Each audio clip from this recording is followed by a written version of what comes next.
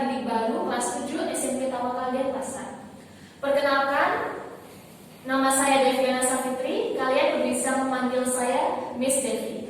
Dan hari ini kita akan mengadakan talk show motivasi terkhusus untuk kegiatan MPLS SMP Tawakal Denpasar. Nah, oleh karena itu saya akan memperkenalkan sedikit CV dari narasumber keren kita hari ini. Beliau bernama Bapak Ahmad Rosyadi Lubis, ya Bapak ya. Saya panggil Bapak, Ustaz atau Bang? Biasa teman-teman panggil Bang. Oke, kita panggil saja Bang Lubis ya anak-anak ya. Beliau adalah seorang motivator terkenal loh. Sudah terkenal di mana-mana, terutama di bagi sering ulang buana ya Bang ya. Alhamdulillah. Saya juga sering dengar namanya di mana ada Bang Lubis, ada Bang Lubis. Keren banget. Beliau lahir di Brastagi, Sumatera Utara ya Bang ya. Orang Sumatera ya. Betul. Merantau ke Bali Bang. Gitu lah kan. Umur masih 38, masih sangat muda ya anak-anak ya. Bisa dilihat dari wajah beliau yang masih sangat muda. Dan tidak lupa juga beliau masih memiliki istrinya satu ya. Anak-anak ya. Istrinya satu. Ya, berikut adalah sedikit CV dari Bang Lubis ya. Oke. Nah, untuk itu talk show kita pada hari ini yaitu bertema pembelajaran daring, pembelajaran new normal. Nah, untuk anak-anakku yang kemarin sudah memberikan pertanyaan dan juga tanggapan, kita akan tanyakan langsung yuk kepada Bang Lubis. Nah, kepada Bang Lubis ya. Ya, kita tahu selama 3 bulan ini ya Bang ya sudah pandemi ini berjalan gitu kan, dan itu berefek kepada sekolah yang dimana akhirnya kita melaksanakan namanya pembelajaran PJJ, pembelajaran jarak jauh atau pembelajaran daring dalam jaringan di rumah gitu kan ya. Nah, dalam 3 bulan ini pun pastinya banyak kendala yang dihadapi oleh orang tua, siswa dan juga para guru. Nah, oleh karena itu mungkin saya mau tanya dulu nih, Bang Lubis kan punya anak ya? Punya anak. Nah, masih sekolah? Saya sekolah juga. Usia sekolah juga. Kira-kira dari Bang Lubis sendiri merasakankah kendala PJJ ini gitu? Kalau anak saya kebetulan kan mereka ini programnya homeschooling, jadi justru sebelum kita dunia ini terkena pandemi pun sudah aktivitas kita memang belajar di rumah lebih banyak waktunya, jadi nggak terlalu kaget sih sebetulnya. Jadi memang anak-anak sudah terbiasa dengan aktivitas pembelajaran di rumah gitu. Di rumah dalam artian kan kalau kita itu melaksanakan aktivitasnya bukan cuma di rumah doang kan gitu. Jadi keluar juga dan seterusnya. Itulah bedanya ketika kita kemudian masuk di masa pandemi itu ya nggak bisa ya keluar itu. Jadi memang benar-benar total aktivitas belajarnya memang di rumah gitu, di kesehatan dan keselamatan kita kan gitulah kira-kira. Oh gitu. Oke. Dari Bang Lubis sendiri seperti itu ya anak-anak. Nah, itu tadi kan homeschooling Bang Lubis ya. Nah, sementara kita di SMP Tawakal banyak banget yang merasa kendalanya itu kayak nggak semangat, bosan di rumah aja 3 bulan Bang, bayangin. Nah, kira-kira ada tips nggak nih Bang untuk anak-anak gimana sih biar tetap semangat belajar? Kan kita juga pengen nih sebagai guru gimana anak-anaknya mau dong semangat meskipun di rumah. Gimana? Jadi gini, segala sesuatu ya, semangat kita termasuk salah satunya adalah sangat ditentukan dari pola pikir kita. Ya. Jadi di sini poin pertama kita kalau kita tadi pengen semangat, yang perlu diperiksa itu adalah pola pikir kita dulu sebagai awalan. Contoh ini, dulu bisa dibilang kan kita mulai dari ini sejak bulan Maret ya. Meskipun sebetulnya yang namanya COVID-19 ini sudah ada di dunia ini, kemudian menjadi wabah di banyak negara itu sudah mulai Desember ya, mulai Desember itu sudah ada, tapi kita di Indonesia ini kan relatif waktu itu masih banyak yang bercandain dan seterusnya gitu. Mulailah di bulan Maret itu ada yang suspek 01-nya itu di bulan Maret, dan habis itu ternyata sampai ke sini dampaknya kita tahu hari ini per hari itu nambah rata-rata di atas 1.000 ya. Itu artinya kan memang kondisi Indonesia kita ini lagi benar-benar sangat tidak kondusif untuk kemudian dilakukan pembelajaran luring istilahnya ya gitu, atau offline ya, seperti yang kita nikmati selama ini. Nah, yang terjadi di awal itu apa? Kalau kita amati sebagai pelajar yang sudah terbiasa offline datang ke sekolah ya, dengan misalnya mereka bangun pagi, kemudian dari pagi hampir sampai sore dia di sekolah dan seterusnya. Coba cek, selama ini banyak juga yang berkeluh kesah tentang itu, ya kan? Mereka bilang bosan capek sekolah itu dulu. Pas masuk di Maret, kemudian dimulai pembelajaran online, ya kan? Atau kalau istilah kita sekarang tuh daring namanya. Itu apa yang terjadi? Banyak juga di antara pelajar kemudian yang merasa gembira dan bahagia awalnya, ya kan? Wah, karena apa? Ekspresi menerima program baru daring itu di awal itu seperti menerima kabar tentang libur panjang gitu. Itu awalnya kan gitu kan. Awalnya itu wah seneng gitu. Tapi baru tahu ketika kemudian kita ngajarin aktivitas itu, wah kok udah lewat sebulan ya, kok udah 2 bulan, kok udah 3 bulan. Wah kapan sekolah nih? Mulai kangen sama teman-teman, mulai kangen sama guru dan seterusnya gitu kan. Dan mulai juga karena aktivitas banyak di rumah, ketemunya orangnya gitu lagi gitu kan. Kalau di sekolah misalnya saat break dia bisa ke kantin, bisa kemana, bisa ngobrol sama temennya. Kalau di rumah ya di situ-situ aja kan gitu kan. Nah ini yang kemudian akhirnya banyak bikin termasuk orang tua juga kan mau nggak mau akhirnya terlibat dalam program mensupport anak dalam belajar ini gitu. Nah mulailah kemudian mindset yang tadi awalnya gembira itu pelan-pelan terkikis menjadi tadi kejenuhan, menjadi kebosanan dan seterusnya itu.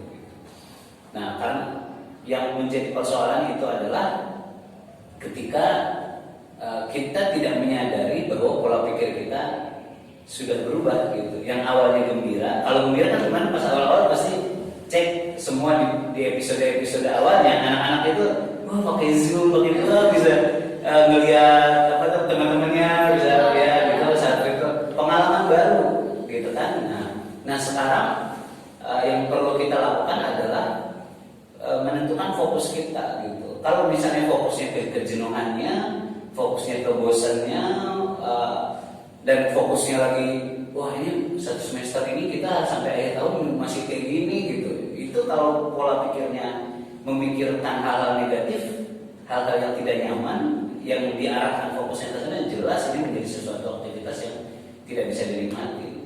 Nah, agar kita bisa menikmati pola pikir inilah yang kemudian perlu kita benahi di awal gitu, bahwa banyak sisi-sisi positif justru yang bisa kita dapatkan dengan episode kita hari ini gitu. Bisa contoh yang pertama, kita punya banyak waktu yang tanpa kita sadari gitu. Kita punya jauh lebih banyak waktu untuk kita kelola sendiri saat kita berada di rumah sebetulnya gitu kan. Tugas-tugas dari sekolah sebetulnya kan targetnya yang penting diselesaikan kan gitu ya. Yang penting diselesaikan, terus pembelajarannya dilakukan, selebihnya kita bisa mengeksplorasi diri di rumah sebetulnya dengan kegiatan-kegiatan yang kemudian kita sukai gitu kan. Itu kita punya banyak waktu dengan keluarga kita, dengan orang tua kita gitu. Artinya apa?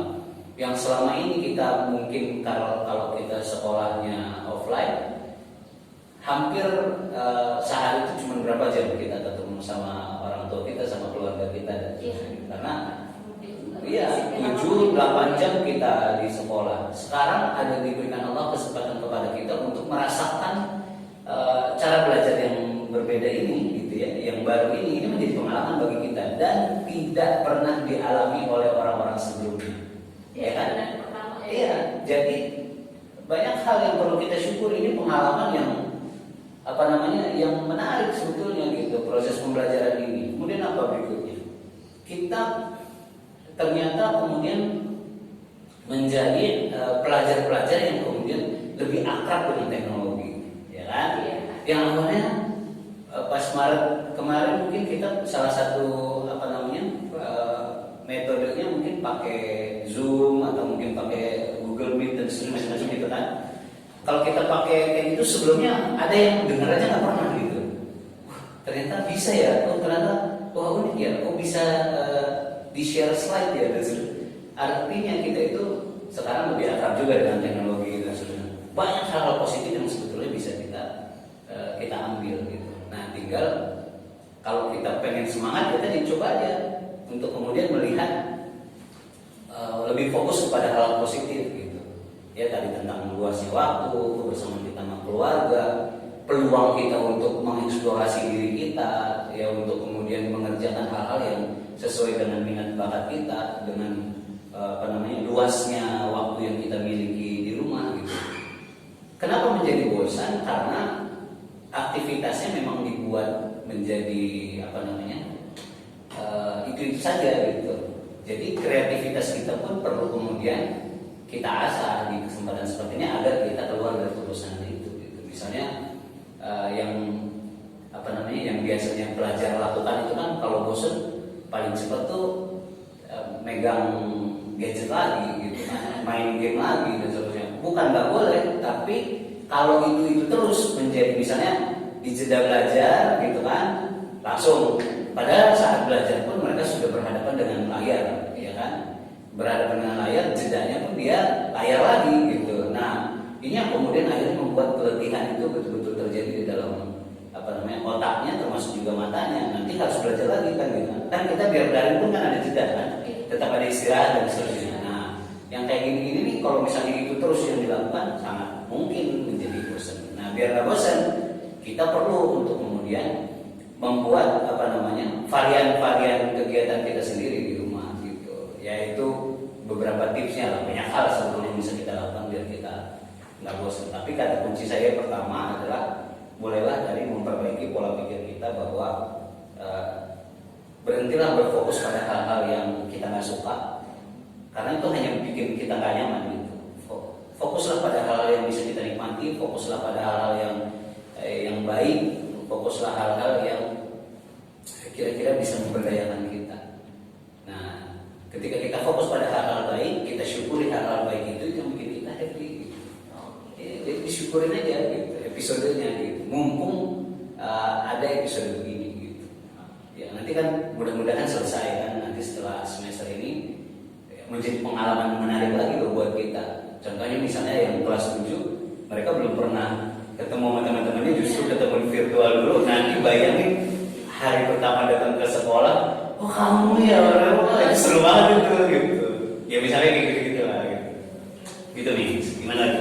Oke, nah itu tadi ya anak-anak sedikit tips dari banyak, dia bukan sedikit, banyak banget tipsnya dari Bang Lubis gitu kan. Nah, mau menghubungkan dengan teknologi nih Bang, kan nggak setiap orang langsung bisa adaptasi kan, pastinya adaptasi seperti itu.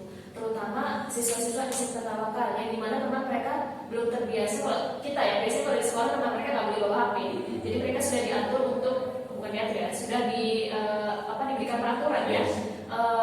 Kalau ke sekolah nggak boleh bawa HP, main HP-nya di rumah aja. Jadi kan mereka sedikit mengurangi bermain gadget seperti itu kan. Nah mungkin dari Bang Lubis ada saran nggak sih untuk anak-anak kalau di rumah kan mereka otomatis gini terus nih, kayak gitu dikit-dikit. Apalagi kemarin pembelajaran hampir setiap hari Senin sampai Jumat, otomatis ya dimana mereka harus ngeliatin HP itu harus cepat dan juga standby gitu kan dengan HP. Nah itu gimana Bang untuk saran untuk anak-anak juga? Oke. Jadi balik lagi ya, kita sebenarnya tanpa kita sadar dan banyak di antara kita itu sekarang itu diuji oleh Allah tuh dengan sesuatu yang kita inginkan di masa yang lain gitu. Contoh kayak tadi ya, zaman saat kita pembelajarannya offline gitu kan ketemu, kita jarang dengan HP. Mulai kita berpikir, enak ya kalau misalnya main HP ya. Enak ya kalau misalnya di saat sekolah itu kita bisa belajar pakai HP, kan bisa online, bisa googling, bisa gitu kan. Sekarang dikabulkan sama Allah gitu kan. Dikabulkan sama Allah, malah belajarnya pakai HP gitu kan. Pakai HP dan memang dimanfaatkan gitu untuk kemudian pembelajaran.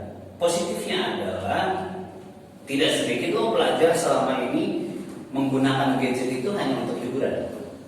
Dan hampir semua di antara mereka itu menggunakan gadget itu buat hiburan gitu. Tapi dengan momentum seperti ini gitu, kita kemudian disadarkan bahwa yang namanya teknologi itu jangan dipakai cuma buat hiburan doang gitu, bukan cuma buat nge-game doang gitu, bukan cuma buat nonton doang gitu, bukan buat tiktokan doang gitu kan, bukan cuma begitu gitu, tapi banyak sekali manfaat yang bisa kita gunakan saat kita bisa betul-betul memanfaatkan teknologi ini gitu.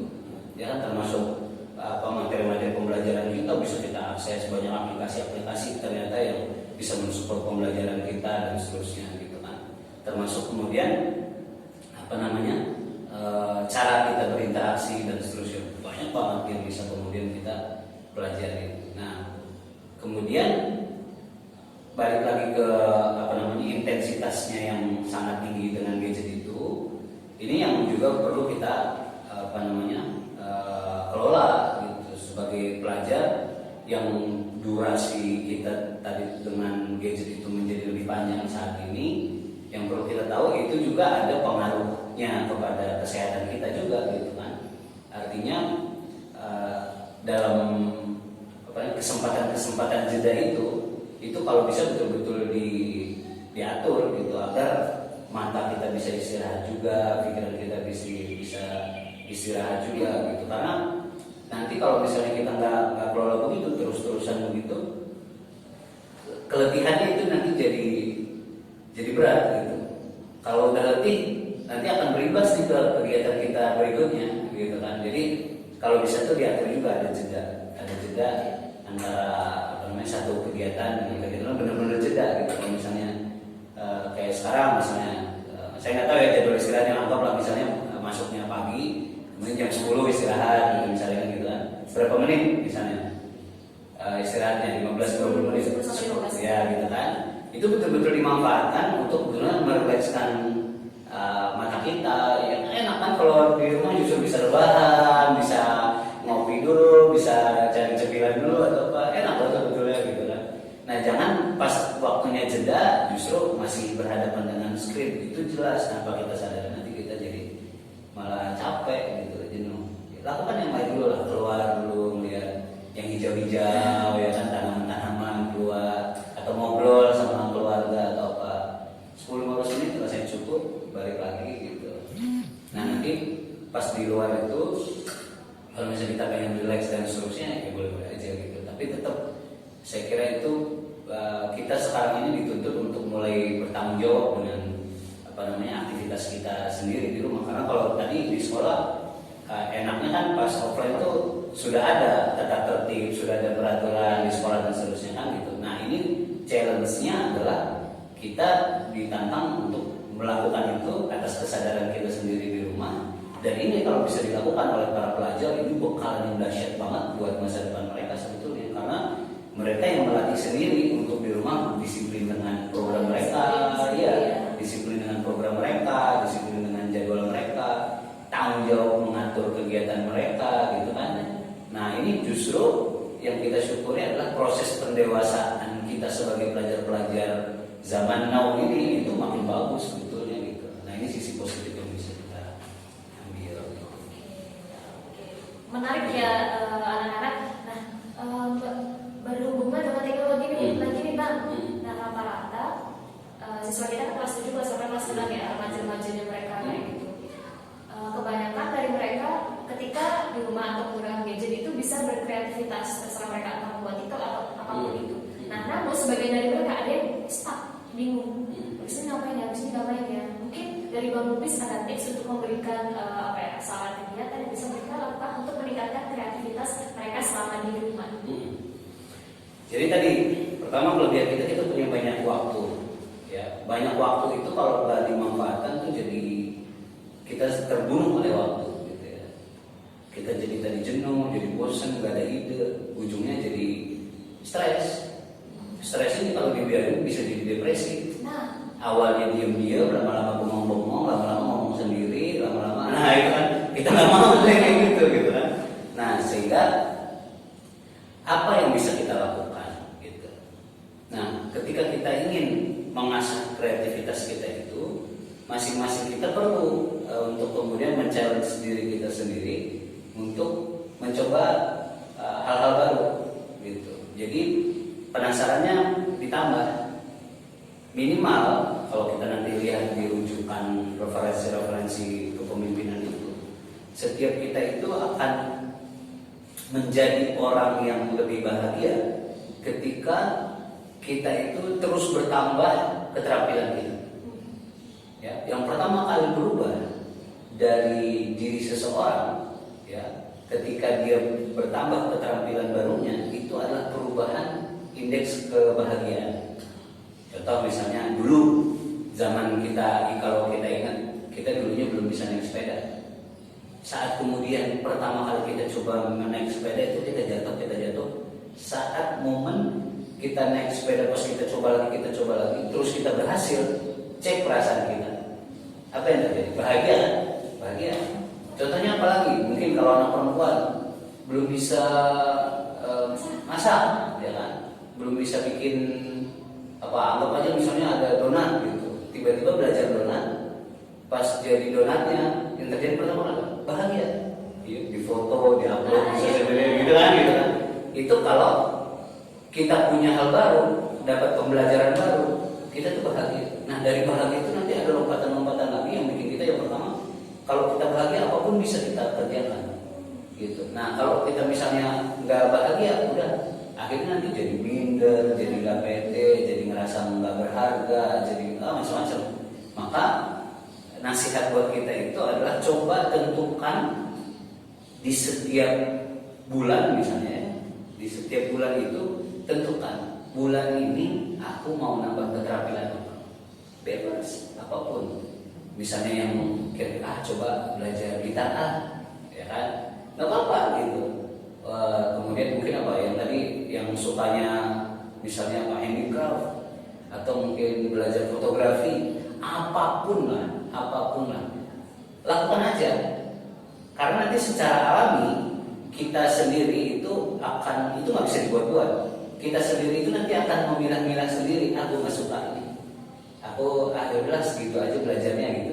Untuk hal-hal yang memang kita nggak ada minat bakat di situ, itu akan secara langsung terseleksi. Tapi nanti akan ketemu satu aktivitas yang saat kemudian kita kerjakan, misalnya awalnya nyari gimana sih kita bikin desain cuma memanfaatkan HP misalnya gitu. Kita bisa bikin desain grafis pakai gitu kan. Mulai cari itu nanti aplikasinya apa yang dibutuhkan dan seterusnya gitu. Mulai coba kok asik ya. Itu nanti ciri-ciri itu adalah minat bakat kita. Itu bakal terus-terusan kita kerjain dan kita nikmatin gitu. Nah, lakukanlah apapun. Coba aja semua kegiatan yang kita suka sampai kita ketemu benar-benar yang sangat kita nikmatin gitu, yang gue banget gitu. Nah, disitulah nanti kita bakal ketemu itu potensi kita. Kebanyakan pelajar tidak melakukan itu, ya. Yang akhirnya yang banyak saya temukan, ini mumpung masih SMP loh, ya.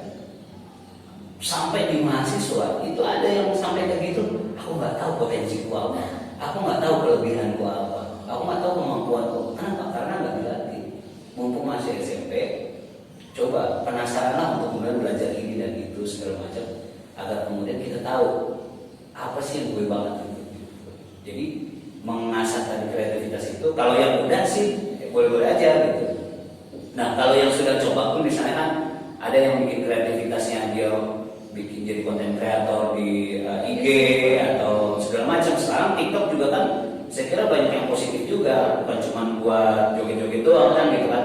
Banyak yang sharing-sharing hal positif ya, di TikTok dan seterusnya. Ya gitu-gitu. Nah ketika kita udah mulai ketemu pola itu, selalu pastikan diri kita itu untuk memanfaatkan semua platform yang ada itu, pastikan menjadi sesuatu yang memberi manfaat.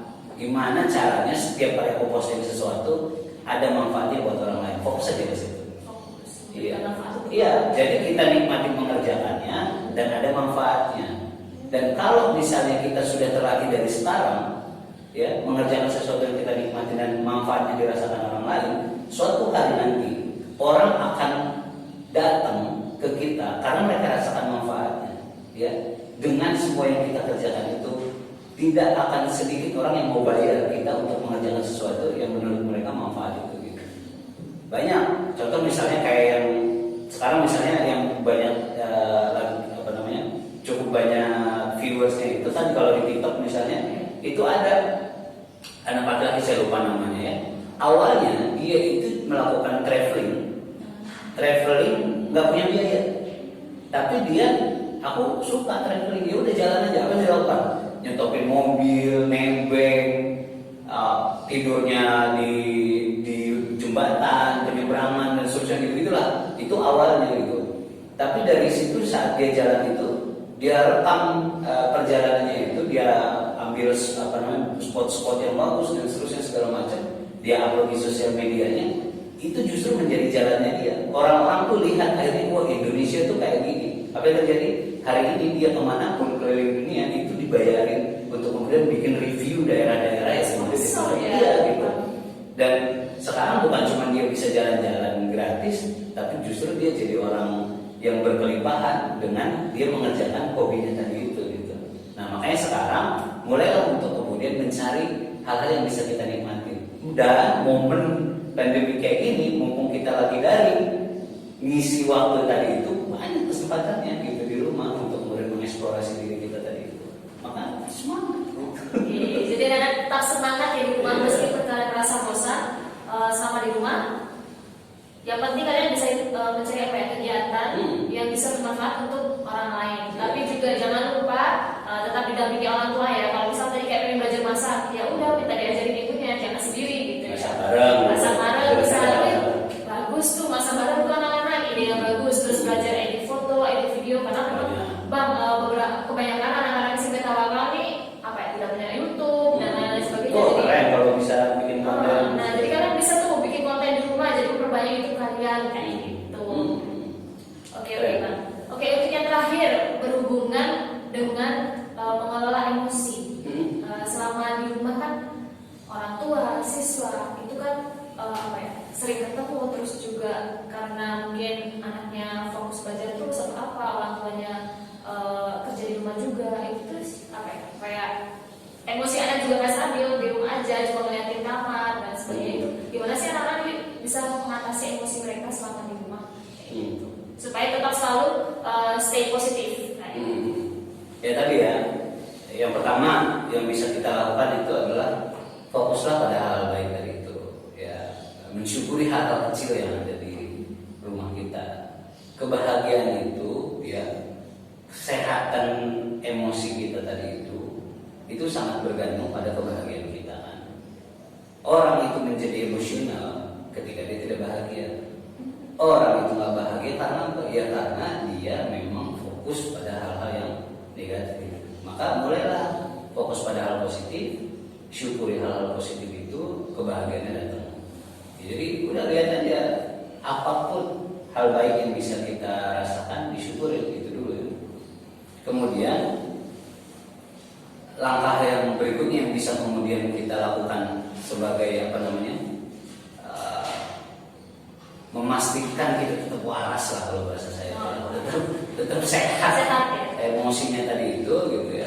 Setelah tadi kita mensyukuri hal baiknya, jadilah orang yang kemudian menyayangi diri kita sendiri gitu. Kenapa kita kemudian jadi marah-marah? Itu sebetulnya kita nggak sadar bahwa kita itu lagi merusak diri kita sendiri dengan kemarahan kita. Jadi kalau kita mau sehat emosinya, sayangi diri. Cara menyayangi diri itu ya, kalau istilah hari ini kalau nanti kita lihat referensi psikologi itu ada nanti istilah ngetren hari ini yang disebut dengan me time. Nah, jadi me time itu adalah saat kita melakukan apa namanya aktivitas yang bisa menyenangkan kita. Jadi kita itu memberi penghargaan kepada diri kita. Kita mengapresiasi diri kita ketika kita sudah bisa mengerjakan sesuatu yang kita anggap kewajiban kita hari ini. Contoh misalnya kegiatan pembelajaran hari ini apa namanya tugasnya ini aja, poinnya ini gitu kan udah disiapin gitu yang harus disetorkan ke sekolah dan seterusnya. Lakukan itu dengan penuh tanggung jawab kita. kita selesaikan semua. Kalau hari ini ternyata berhasil semua diselesaikan, kasih hadiah buat dirinya, gitu. Kasih penghargaan buat dirinya, apresiasi dirinya, gitu. Nah, me time ini kan tiap orang beda-beda. Pilihlah apapun yang kemudian membuat kita itu tenang, happy, bahagia, gembira, ceria, cari gitu. Bisa yang suka makan, oke, aku hari ini udah selesai nih tugas-tugas, udah di store semua dan seterusnya. Aku tak order GoFood, makan mie ayam pedes gitu. Oh, misalnya kayak gitu kan, itu ngasih penghargaan buat dirinya gitu. Itu bikin happy gitu. Buat yang suka makan, kan gitu. Nah, misalnya contoh apa lagi? Ada yang suka nonton misalnya, udah aja gitu aja. Oke, saatnya buka Netflix misalnya gitu. Drama Korea biasanya. Nah, nonton drakor ya nonton drakor. Tiap orang pasti beda-beda gitu. Lakukan aja gitu sebagai penghargaan buat diri kita. Tapi ingat, melakukannya setelah tadi ya. Setelah melaksanakan kewajiban-kewajiban kita, tugas-tugas kita, penghargaannya adalah yang kita nikmati. Yang mau main game misalnya kan, kerjakan semua tugas-tugasnya, beres, semua tugas-tugasnya, oke. Aku akan menghadiahkan diriku dengan misalnya main apa, PUBG, main Free Fire gitu kan, 1 jam misalnya gitu. Terserah aja gitu. Jadi 1 jam kelamaan nggak kelamaan buat anak-anak suka gaming kan gitu kan. Tapi nggak apa-apa. Tapi dia sudah pastikan itu bahwa main gamenya dia ini adalah hadiah buat dirinya karena dia sudah berhasil mengajarkan itu. Yang kurang baik selama ini adalah menghabiskan waktu dengan kemudian yang tadi sebetulnya itu hanya boleh buat hadiah untuk diri, tapi tanggung jawabnya nggak dituntaskan gitu. Itu yang jadi masalah di banyak rumah yang bikin airnya emosional gitu. Supaya nggak emosional tadi, kita sehatkan nih polanya gitu.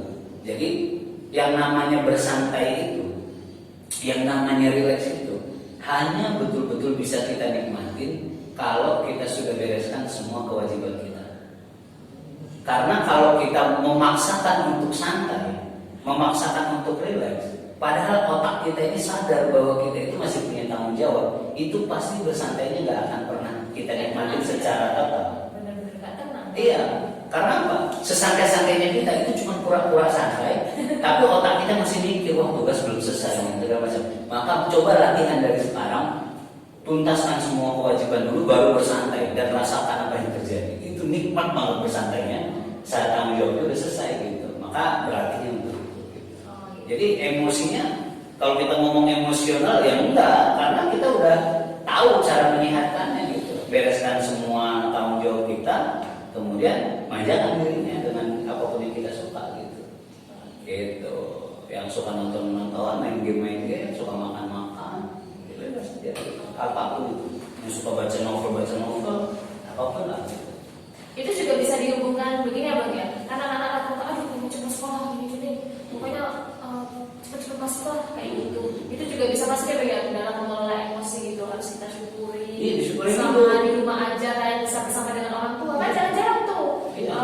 Karena biasanya kan mereka ke sekolah sampai sore lagi. Kalau kita kan biasanya tahu kan full day ya. Ketemu orang tua cuma malam, besok paginya sekolah lagi, hari Sabtunya ekskul kayak gitu kan. Jadi buat anak-anak yang minta cepat-cepat untuk masuk sekolah karena situasi masih dalam pandemi seperti ini ya, kalian harus syukuri tuh selama di rumah kalian bisa melakukan aktivitas atau kegiatan apapun bersama dengan orang tua kalian, me time dengan diri kalian sendiri, seperti itu. Banyak-banyakin apa ya, eksplorasi diri untuk kalian sendiri dan juga bermanfaat untuk orang lain. Oke.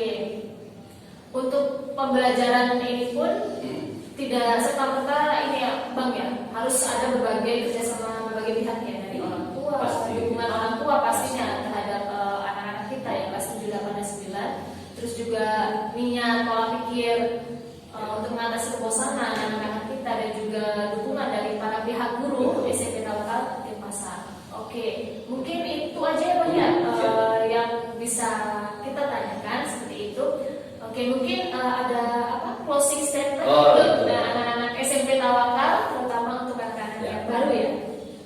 Jadi satu hal yang kemudian perlu kita sadari adalah ketika kita melewati episode kita seperti hari ini yang namanya pandemi ini, kita itu bisa merasakan gitu bahwa nggak ada satu orang pun yang tidak terdampak dengan pandemi ini. Nggak ada satu orang pun yang nggak terdampak.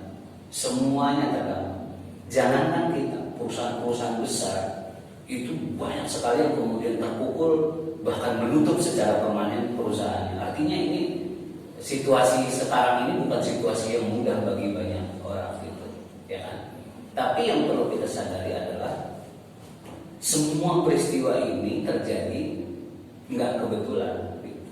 Jadi nggak ada satu peristiwa pun di dalam hidup kita ini ya, yang kemudian sudah akhirnya terjadi itu di luar izin Allah.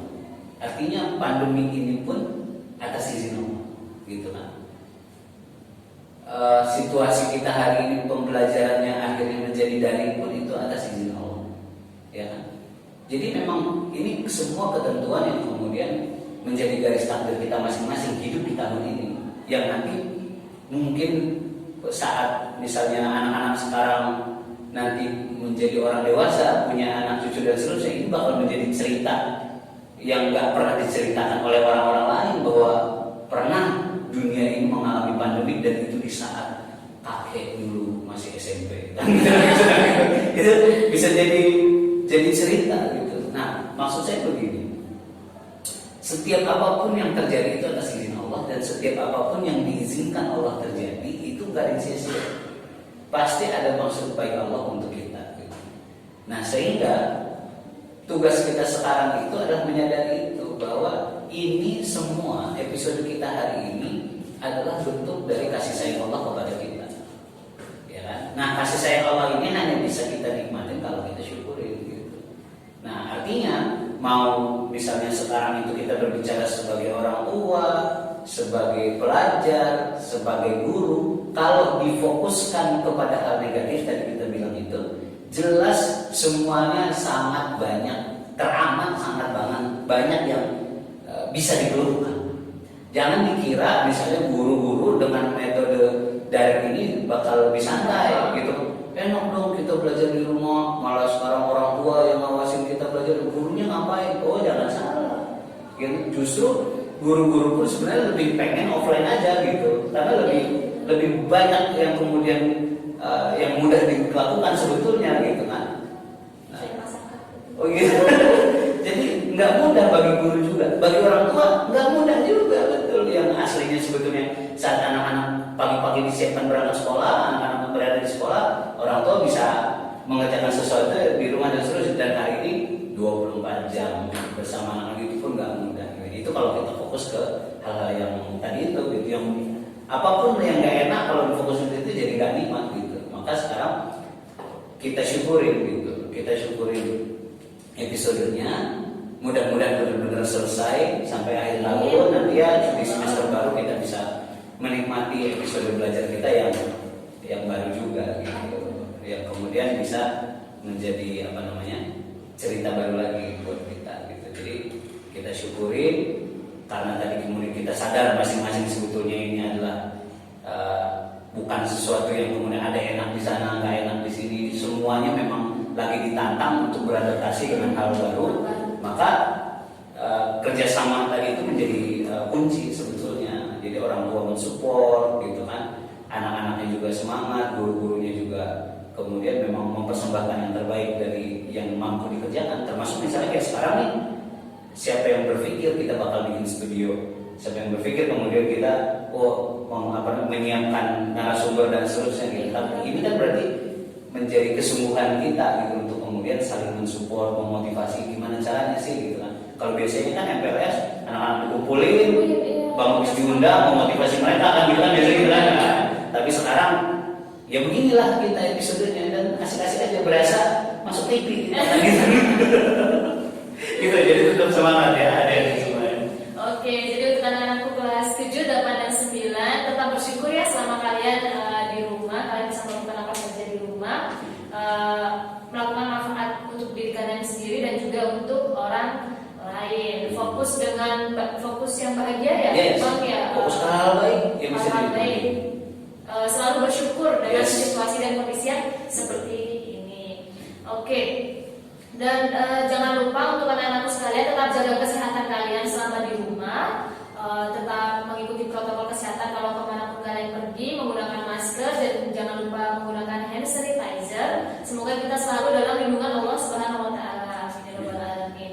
Dan untuk di akhir kita akan ada sesi tugas ya anak-anak ya. Tugas untuk kelas peserta didik baru kelas 7 SMP Tawakal. Jangan lupa follow Instagram SMP Tawakal, nanti akan diberitahukan tugas-tugas apa saja yang akan atau harus kalian lakukan. Oke, kita ucapkan dulu dong terima kasih kepada Bang Bubis yang sudah menyempatkan waktunya ke sini untuk memberikan motivasi untuk kegiatan MPLS kelas 7 SMP Tawakal dan Pasar. Terima kasih Bang Bubis Siap, sama-sama. bantuannya selama ini. Ya. Untuk itu saya sebagai host pada hari ini mohon maaf apabila ada kesalahan. Kami undur diri. Wassalamualaikum